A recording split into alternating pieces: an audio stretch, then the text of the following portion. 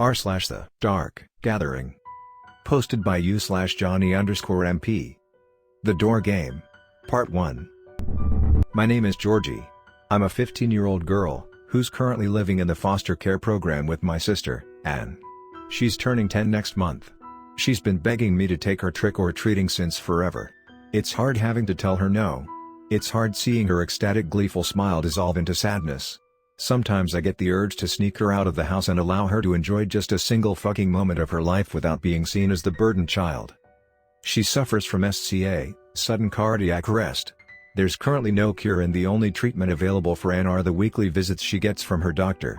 For the past several months, he's been keeping me in the dark about Anne's condition. The survival rate for people who suffer from SCA is low, but I genuinely believe that Anne would invariably push through. A few days ago Anne's doctor took me aside and told me about her condition. It has taken a turn for the worse. She doesn't have long and it'll be a miracle if she even makes it to Christmas. I promised her a long time ago that once I got older I would take her away. I'm starting to regret that promise. I don't have anyone besides Anne. She's the only reason I haven't run off. Please, Georgie, just for 10 minutes, Anne said, while yawning. I'm not even tired. You know we can, I said, but I really want to go. You can have the candy. I just want to be immersed into the culture, she said.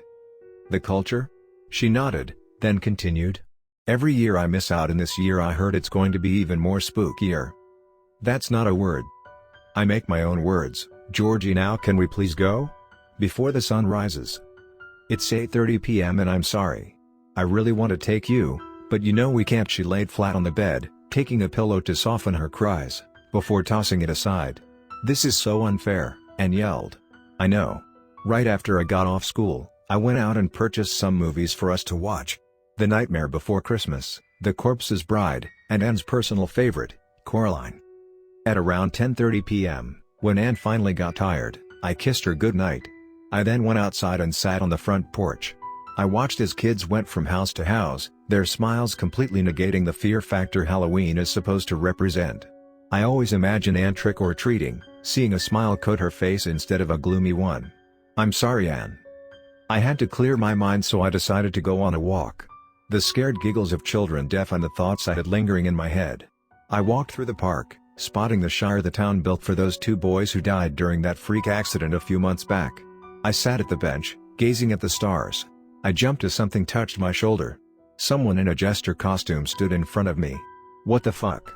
I said. He didn't say anything, only bowed. What do you want? I said. The jester reached into his pocket, and I instinctively leaned back. He then surprised me with a flyer.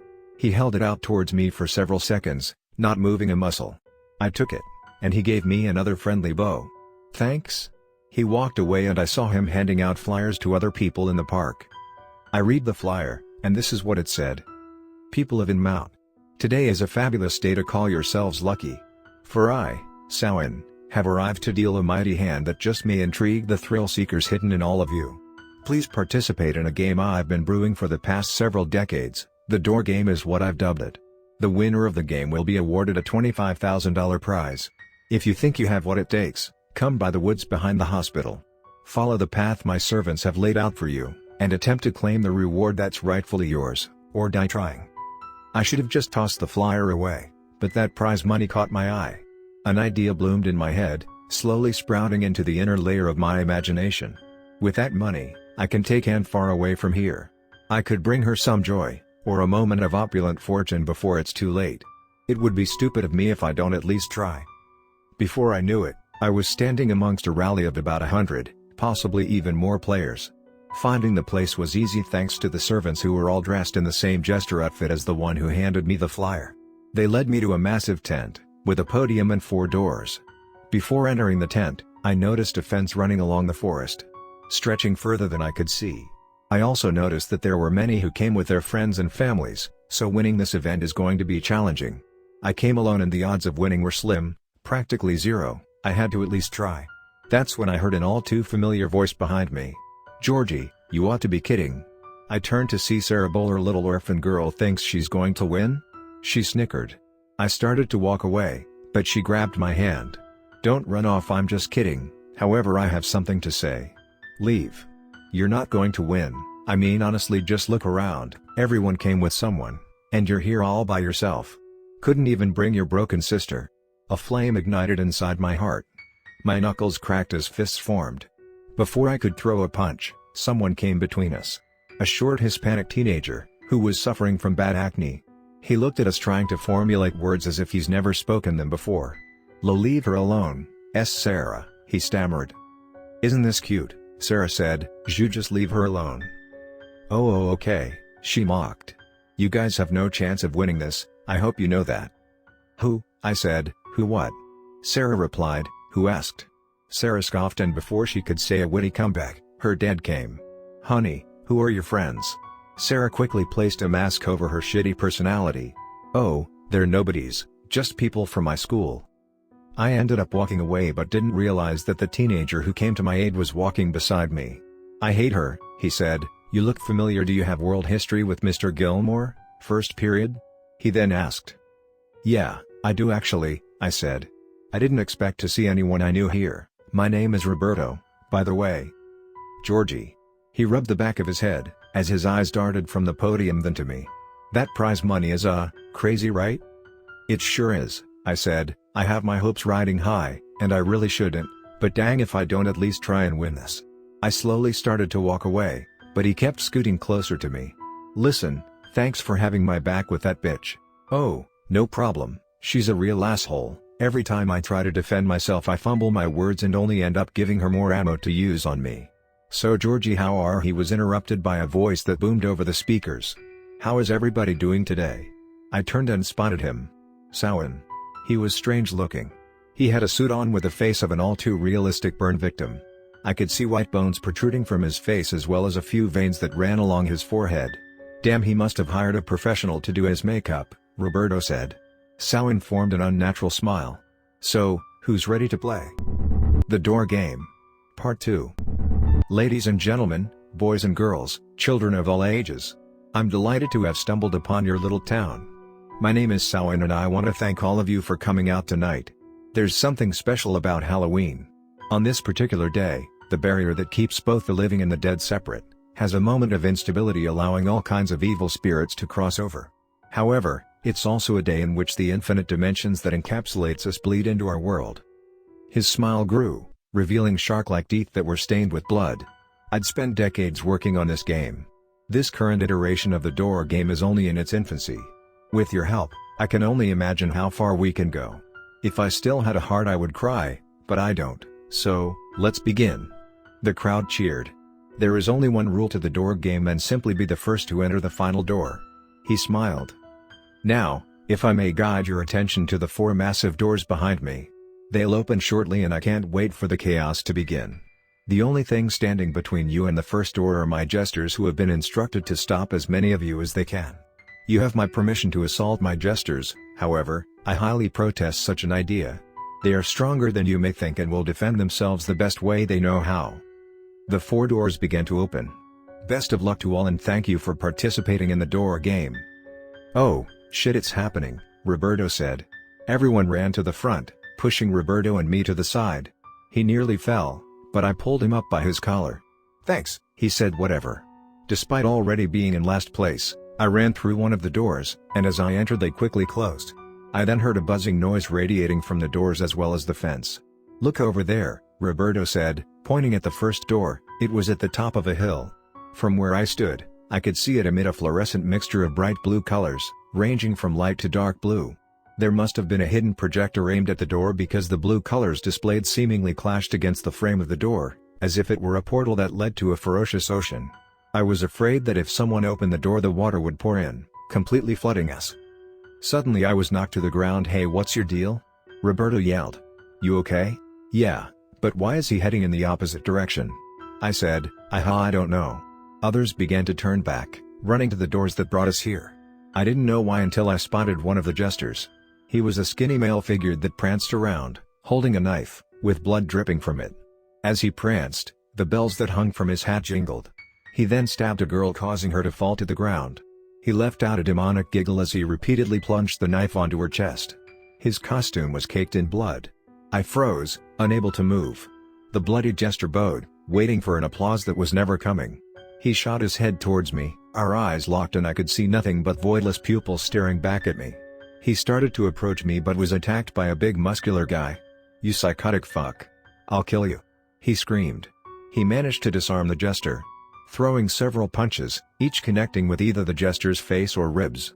He was going to kill the jester with brute force. However, I don't understand how this is remotely possible, but the jester caught one of his punches. He then twisted and snapped the massive guy's hand, causing him to fall to his knees. He cried as he looked at his hand that dangled from his wrist. "Wow, what the fuck?" he stammered. The jester wrapped his hands around the muscular guy's head. He then proceeded to twist his head around, multiple times before it just popped off. That snapped me back to reality and I started to run the other way, back to the 4 doors that led me here. The doors were closed shut and everyone who attempted to open them got electrocuted. There's no other way out, besides the blue door on top of the hill. I quickly counted how many jesters were present. 10, each holding a knife, and I assume each held the same abnormal strength as the one in front of me. "Let us out," Roberto cried. "Samhain. Let us out. We need to get to the door," I said. "What? Are you crazy?" He replied, "It's the only way." I ran, unsure if he was even following me. Several of the jesters were on a killing spree, some managing to kill people twice their size, even when people teamed up to fight them. They just ended up dying. By now I had made it closer to the door and I was afraid that since my heart had been beating non-stop it was going to give out before I even reached the door. By some miracle I made it, but before I could enter my hair was pulled back. I heard one of the jesters laugh. The best way I could describe it is a deep sinister chortle. He raised his knife high above his head but was shortly pushed aside by Roberto, who ran into him. "Get inside," he yelled. Entering the door we fell, only to wake up seconds later in a different place. In front of me was a murky forest and behind me a chasm. I spotted Roberto and walked towards him. "Thanks for saving me," I said. "Of course." He looked around, before continuing. "Something about this game isn't right," he said. "You think?" The Door Game. Part 3. This isn't real, none of this is real. It's all a dream. A guy was laying on the ground. "This can't be real. It can't be," he cried. "My brother. They killed him in front of me, and I ran. I fucking ran." I overheard someone else say. "I took out my phone but had no service." "Georgie?" Roberto said. "Those jesters weren't normal. I mean, you saw it, right? That dude was built and he got murked by some skinny guy. And how the hell did we get here? I don't know. One moment we're entering the door, the next we're transported into a forest. It's impossible. Even if we were all drugged and moved, it can't be feebly accomplished," I said. "Not to mention that chasm," Roberto said. "Where do you think we are?" Roberto was interrupted when a voice loud enough to discern from the ever-growing wailing spoke out. "I don't know what the fuck is going on. I know everyone is scared. Shit, I'll be lying if I don't admit I'm a little spooked. My name is Pete." He waited for people to quiet down. "Once they did," he continued. "Clearly this isn't normal. Now I can only assume that the person behind this, Samhain, is working with the devil, possibly the devil himself. I'm under the protection of God and I believe that is how I survived the slaughter. Now, if everyone could gather to form a circle in order to pray. I know that he will save us from whatever this is. Please." Gates, something inside the forest cut him off. It sounded like trees toppling over. "Do you think it's the jesters?" I said. "It's a possibility, but I don't want to wait in case it's something far more dangerous," Roberto said. "Walking into the forest seems to be the only thing to do. I already know what I'm meant to look out for. It's in the name, right? The Door Game? We passed through the first door already. I'm guessing the next door is somewhere in the forest. I really don't want to search for it by myself," I said. "I don't want to go into the forest, but if we have to, I'll watch your back. You'll watch mine?" Roberto said. "You got yourself a deal." As soon as we stepped away from the group, the man who was talking about God began to yell at us. "Where do you guys think you're wandering off to? We must stay together and pray." Before Roberto or I could answer, someone else spoke up. "I'm not staying here to pray for our salvation." A man said, "I've seen plenty of movies with people like you in the foreground. It doesn't end well. By all means, continue to waste your time here." He then walked into the woods with us and others following right behind him. We walked for a while, nothing but trees and murky ponds. I want to ask you something? It's none of my business and you don't have to answer if you don't want to, but why are you here? I mean, besides the aspect of the rewards, of course." I didn't answer right away, and Roberto quickly backpedaled. "Like, I said you don't have to tell me. My sister, she has SCA sudden cardiac arrest. She's not going to make it to Christmas, and I had an idea that if by the off chance that I managed to win, I was going to take her away and have her enjoy her life. She had her heart set on seeing the world. I was going to show her as much of it as I could. Now I don't know if I'm ever going to see her again. I don't want her to feel like I left her, you know? She's all you have? He said, yeah. Just think about her, Roberto said, smiling like there's no tomorrow. Why are you so cheerful? I asked. I'm not. I'm fucking terrified, but I always put on a smile. It makes everything feel less scary. And who are you thinking about? I said. A goofy smile appeared on Roberto's face. My dad. He's all I have. Unfortunately, he has dementia and constantly forgets me, but I enjoy seeing him smile every time I tell him that I'm his son. Lately he's been forgetting more and more. Georgie? A soft monotone voice said my name from behind. I was surprised when I saw it came from Sarah. She was dead-eyed and extremely pale. Where's your dad? I said. She looked into my eyes and just cried, before hugging me. I want to go home, she said. Roberto was just as shocked as I was. Sarah, you can stick with us, he said. Thank you, she said in a flat voice. We walked a little further into the woods and we all noticed a light shining in the distance. That has to be it, someone said. That has to be freedom. He ran but was immediately stopped when something grabbed him. An elephantine creature became visible as it stepped into view. Its lower half resembled a snake, its top half a weird contortion of tight wrinkly skin with crystal shards protruding from all around its body. It lifted the poor man with two oversized hands. The face of the creature was being covered by four bulky, veiny hands that outstretched from its back. The hands slowly started to peel away. With hands no longer covering the creature's face, a beam of light discharged, only settling when the hands were back to covering the creature's face. Unfortunately, for the guy, he was turned to dust. The creature then started to cry, before it revealed its face again. It started to use its beam of light to scan the area. For whatever reason, the light didn't seem to affect the forest. We have to sneak by it, Roberto said. I don't know how, but it's the only way. Before I could respond, someone yelled. What the fuck is that thing? Pete stood behind us, with a face completely drained from color. The creature dashed towards him. Everyone started running in all directions. Only a handful ran to the light we saw in the distance. Roberto, Sarah and I ran alongside them. It's a cabin, I said. Some had managed to make it to the cabin before us. Once we got there, the door was shut. Open the door, I said. You assholes, open the door, Roberto yelled. He used his weight to push the door open, but it wasn't working. I looked behind us and saw the creature barreling its way towards us, making an awful wailing noise. Sarah and I started to help Roberto, and after a few good hits, the door finally gave into our assault. We quickly closed the door, as it rammed against it, causing dust to trickle down from the ceiling. It rammed again, this time causing the hinges on the door to loosen. It then stopped and cried. A moment later, one of the windows that Sarah and I stood in front shattered. The creature managed to grab Sarah. It quickly showered her in its blinding light. Roberto pulled me away, practically dragged me to the kitchen. We looked around and I noticed a glow coming from underneath a doorway. Opening it, we entered, making our way downstairs. The light I noticed was an orange glow that came from the farthest corner of the basement. It's the second door, I said. The Door Game. Part 4. Towards the farthest corner of the basement was an orange door, similar to the blue one. Instead of a ferocious ocean, it was an untamable combustion of flames that gave out a resonating heat. I opened the door, my hand stinging from the interaction. Just as we entered, we heard people stomping down the stairs. I entered the door and just like before, I immediately fell. The chilly breeze that caressed my skin shivered every inch of my body. I opened my eyes, finding myself in a pumpkin patch with small and extremely large oversized pumpkins. Roberto, I said, but he didn't answer. Roberto, I yelled out, but it was clear to me that I was alone. Why did I have to join this dumb game? I thought. Before the game started, the chances of me winning were practically non-existent. My heart has been pounding non-stop and I am afraid it's going to fucking explode, or stop functioning altogether. How would Samhain even cover this up? All those people who died just trying to get to the first door. There had to have been at least 100 players, maybe even more. I have to remember what Roberto told me. I have to keep thinking about Anne if I ever want to see her again. You're afraid, aren't you? A male's voice said from somewhere within the pumpkin patch. It's mortifying to have found yourself all alone, to stray so far from any sense of safety or comfort. He spoke in a strident voice. "Who are you?" I yelled. "The Lantern King, and sole ruler of this dimension." He stepped forward from behind a giant pumpkin.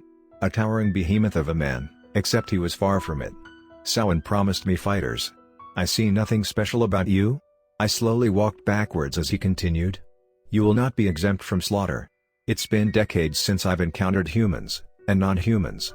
He held a large sword over his shoulder in one hand and with the other, a lantern.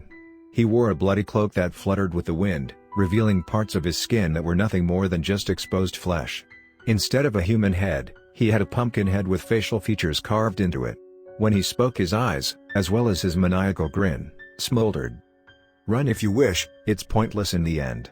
I'll catch you with ease, but if you insist on prolonging your demise, by all means proceed." I turned unspirited, running faster than I thought I could. I don't partake in any after-school sports, like track or soccer. But if you were to have all of us lined up, and instructed us to run, I can assure you that I would be in last place. As the ground rumbled and quaked, my heart pounded as my legs strained from the lack of exercise. The hair on the back of my neck stood up as the Lantern King approached me with relative ease. He smacked me with the lantern. Its metal incursion dug deep into my ribs, as it launched me onto several pumpkins. They did little to break my fall. I looked up as he dragged his sword on the ground, his face smoldering brighter with flames that visibly engulfed his head. I stood up, limping away. I then saw it. A house, with an all too noticeable pink glowing door. The house wasn't far away, but reaching it in my current situation yielded bootless results. I turned, seeing how far he was from me. He wasn't there anymore. I then bumped into him, falling to the ground. Fear, disappointment, and shame. A combination of flavors that emit disquietude. It's true what they say, about your life flashing before your eyes as you're about to die. Within a second, thousands of memories flooded my mind. The Lantern King went in for the killing blow. Suddenly a small rock collided with his chest, momentarily confusing him. Behind me stood Roberto along with others. "You idiot, now he knows we're here," a tall burly man said, punching Roberto on his shoulder. "It would seem that I'm outnumbered," the Lantern King said, chuckling to himself. He turned his gaze to the pink door, before looking at the group of people standing in front of him. "A few of you will make it and a few won't." For a moment no one moved, not even the Lantern King. Then they all ran, as the Lantern King brought his sword down on my chest. I moved to the side, but his sword managed to puncture the left side of my rib cage. He then dashed forward. I heard screams that abruptly were silences, bodies that fell to the ground. I felt cold hands wrapping around me. I impulsively slapped away whatever was touching me, but Roberto thankfully ignored my attacks. He rested me over his shoulder, carrying me to the pink door. "Oh, shit, he's coming," Roberto said. I weakly turned my head around, seeing the Lantern King saunter his way towards us. He left a trail of bodies behind him. "We're almost there, Georgie, just a little further." Once close enough to the pink door, it showered us in its glow. I honestly don't know how to describe this door, but if I had to try, I'd say it resembled a nebula. "He's gaining on us," a winded Roberto said. "I don't know what happened, Georgie. I woke up alone, and just started walking. Oh shit, he's getting closer." We entered the door and instantly were teleported inside a mansion. "You're all right, Georgie." Roberto fell to the ground. A pair of feet then stepped over him. The other player ran, leaving us behind. "Sweetie, we'll find the others soon enough, for now let's take these two." The Door Game. Part 5. I woke up to the sounds of laughter mixed with excessive weeping from people who were tied down to their chairs. I was at a dinner table. On the right of me was an empty seat and on the left was a tall pale woman. She was wearing a red gothic dress with a black ribbon around her neck. "Look who's awake. You had us worried there for a second." Her voice didn't match her body. Although she was pale, not like a corpse but more like a really gorgeous vampire. The voice that sprang inside her was one of decaying vocals. "You're endearing to look at," she said. "She is, isn't she, dear?" On the other side of the table sat a similar-looking male. He wore a suit that was entirely black except for a red ribbon that was around his neck. "Georgie?" Roberto said. He was in front of me. I honestly couldn't believe I hadn't noticed him. "Roberto, are you okay?" I said. "I'm okay, but my head's spinning." "It will pass," the pale woman said. "Please let us go," I cried. She looked at me, almost saddened by the request. "Leave? I think not. I spend hours preparing this food and you wish to depart so soon. How ill-mannered of you." She said, "What the hell are you, vampires?" Roberto said, "Do not compare us to those things." The man said, "We are guests. Samhain invited us to participate in his little game. My lovely wife and I don't really go out as much. Mainly because of those pestle administrators and their functionaries. They always seem to find us. We were being hunted by one of their agents. He nearly killed us, but thankfully Samhain plucked us from the clutches of death. He then sat with us and spoke about a little project he was working on. It was an impurity and we were all but eager to participate in it. My name is Atticus, and the lovely woman wearing the beautiful dress is my wife, Esmeralda." "Samhain, who is he?" I asked. "We have no idea," Atticus said, somehow managing to get up from his seat without me noticing. He fixed himself a drink. "We are old, some may even say ancient, but he's primeval," Esmeralda said. Atticus was now standing behind me. He grabbed a knife. "Please don't. Do not worry, I'm simply allowing you to enjoy your meal," he said, cutting the ropes that held me. There were only 5 of us at the dinner table, excluding Atticus and Esmeralda. Out of the 5, 1 was still unconscious, 2 were clearly dead, 1 cried constantly.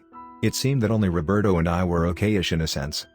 I tried to stand, but ended up falling back on the chair. "The walking talking pumpkin guy. Bruised you up better bad. Atticus is a self-taught healer and he took care of you." I pulled my shirt up revealing a row of stitches running along my ribs. The wound wasn't deadly, and I believe I did an excellent job. Atticus smiled. "The food is getting cold. I suggest you eat it," he then said. The food presented before us held a nasty stench that lingered in the air. I looked over at Roberto, who grabbed one of the knives, stuffing it inside his pocket. He then looked at me, and although no words were exchanged, we both knew what we needed to do. I picked up my fork and began to eat. Surprisingly, it wasn't bad. "Human," Esmeralda said, causing my brow to rise. "It tends to have a wonderful taste," she said. Now I felt like vomiting, until she laughed. "I'm kidding, child. We're not cannibals, we're killers." They started to laugh. "I spooked you there for a second, didn't I?" Esmeralda said, "Are you guys going to kill us?" Roberto said, weakly. "Most likely. I just wish that both of you weren't so easy to catch. However, we did find everyone relatively quick and those we caught, well, take a look at them for yourselves." Esmeralda stood from her seat and picked up a knife. "This was lovely, be that as it may, Atticus and I are full and wish to end the night on a high note. You two are basically the only players left," Esmeralda said. "Wait," I yelled, "you guys caught us pretty quick, right? Why end the night on such a low note? Why not give us a chance?" "Go on," Esmeralda said, "I'm sure chasing us is way more fun and exciting than killing us while we're already down. Just give us a head start. That's all I ask," I said. Esmeralda paused for a moment before looking at Atticus. He then smiled and nodded at her. "Okay, you have 1 minute. That started 10 seconds ago." Roberto and I stood from our chairs, causing them to fall to the ground. The pain I felt as I ran led to me almost giving up, but thankfully Roberto held my hand in a vice grip, not allowing me to be left behind. As soon as we left the dining room, I heard Esmeralda say coldly, "We're coming." "That wasn't even 15 seconds, Roberto said. "Upstairs, now," he said. They turned the corner, but we had already made it to the top. The first door we saw was the one we entered. And of course it had to be the room we entered. The room appeared normal at first, but when I looked closely I saw that it held disturbing shit. They had pictures of them with people they've killed. The thing is, the pictures, all of them, were from different time periods, the oldest being a picture of them with a tall shadow-like figure. The latest was a photo of them with a guy tied to a pole, with no legs or arms. "This is fuck up," Roberto said. "We have to find that fucking door, and fast." He placed his ear on the door. "I don't hear them, but let's wait it out." "They weren't lying about being old," I said, showing him one of the pictures. I placed it back down and peered out the window. The door that led us here, the one we entered to get inside the mansion, could not have existed, because what I saw outside the window was a garden and that's it. Beyond that was nothing but a dark void.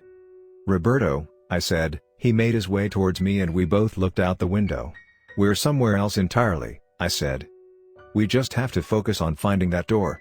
As soon as those words left his lips I spotted something that brought a smile to my smile. "I see the next door. Look closely, it's hidden in the background." The color of this door was a black tar that rotated in a spiral. "It's almost over, but how are we going to get past them?" Roberto said. I opened the window and peered down. We weren't that high off the ground.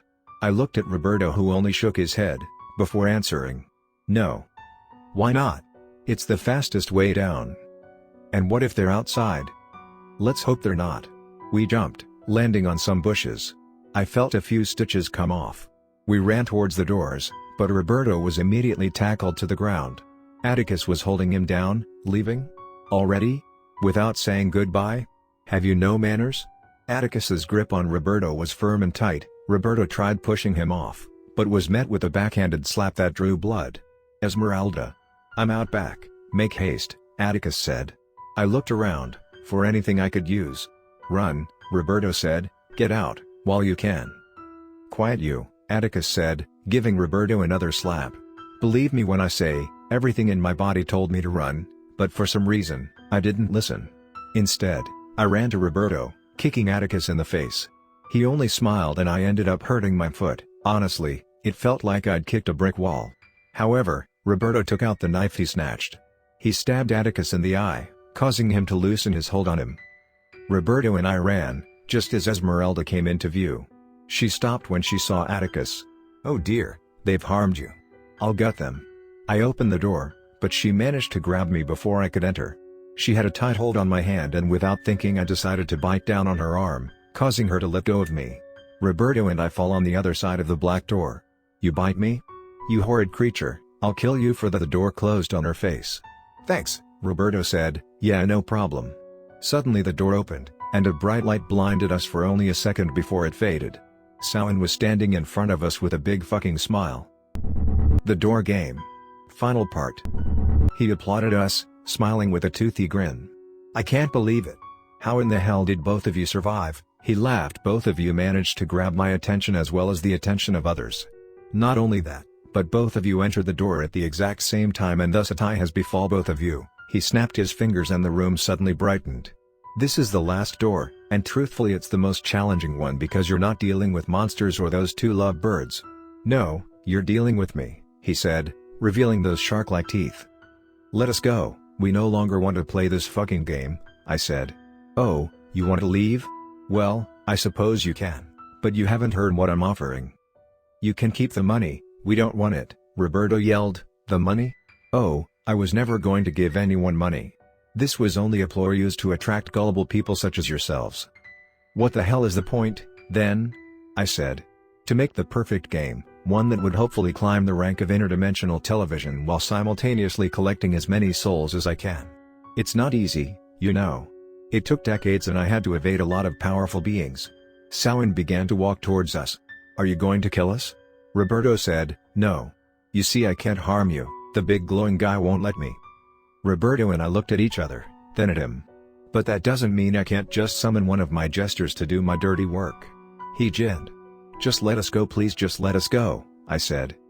Not until you both decided, Samhain said. Decide on what? I said. On the reward and the price you're willing to pay. You say we weren't getting the money, Roberto snapped. Oh, not that reward, I'm talking about something far more precious. I'm talking about what both of you always wanted. He turned his gaze to Roberto. It's draining, isn't it? Having to constantly remind a man that you're his son. How many times did he cry when you told him that his wife is dead? Samhain started to laugh. And you, Georgie. Poor sweet Anne, she doesn't have long, she's not going to make it, you know that. You promised to show her the world, and instead you showed her nothing but empty promises. How do you? I was interrupted as he spoke over me. I know everything about both of you. I'm a fucking demon, I'm supposed to know these things. He retrieved a vial from his pocket. This is a cure for everything and I mean everything. Roberto, if your father drinks this, he'll remember everything, even the doctor who helped conceive him. And you, Georgie. If Anna drinks this, she'll be cured as well as immune to every disease. The only way either of you can obtain this is for the other to die, or both of you can leave empty-handed. The choice is a simple one to make, so decide. He snapped his fingers again and a knife was placed in front of us. He then pointed behind us. The black door was back. Both of you can leave and spend the remaining time you have with your loved one, or you could simply take the life of the other. The choice is yours to make. Roberto looked at me, his eyes started to glisten. We don't have to do this, he said, we don't have to kill each other. Georgie, I understand that our lives fucking suck. I love my father and yeah, it breaks my heart seeing him forget me, But fuck. At the end of the day I still have him. And who will I have? I said, Anne is the only family I have left. I understand, Georgie, believe me I do. But we still have them, maybe not for long, but we can still make happy memories that will last a lifetime. Grabbing that knife to do the unthinkable, will only lead him to winning. It's what he wants. I do have to admit though, that the idea has crossed my mind, but I won't do it. I can't go home, and hug my father knowing what I did. I won't be able to live with myself. I couldn't hold the tear from coming out any longer. I just want to go home, Georgie. He started to walk towards the door, which he nearly opened, but he stopped himself. With his back turned to me he said, I know it's a hard choice, but it's the right one. He slowly started to turn around. I want you to know his eyes widened as I stood in front of him with a deadly grip on the knife. Don't, Georgie, please don't. I can't lose her, I whispered. If this is what you want, then go ahead, I won't fight you. Stepping forward, I raised the knife. His eyes settled as the vice grip I held on the knife faded. The knife fell to the ground and so did I. Roberto rested his hand on my shoulder. Let's get out of here, Georgie. Please. Okay, I whispered. And here I thought you had the guts, Samhain said, tossing the vial on the ground, shattering it. He turned and walked away. Roberto held my hand and we entered the door. A bright light blinded us and I found myself in Anne's room. Georgie? She said. Anne, it's me, I said. What time is it? She said, turning on her nightlight. It's late, I just wanted to check up on you. I think all those movies we saw gave me nightmares. Do you mind if I sleep with you tonight? I won't offer you my bed, but the floor is available, I laughed. That works for me. Hey, Anne, it's already late and Halloween is over, but the decorations are still up. Unfortunately we won't get any candy, but I'll buy some. Anne smiled. Do you mean? Yeah, now hurry up, before the sun rises.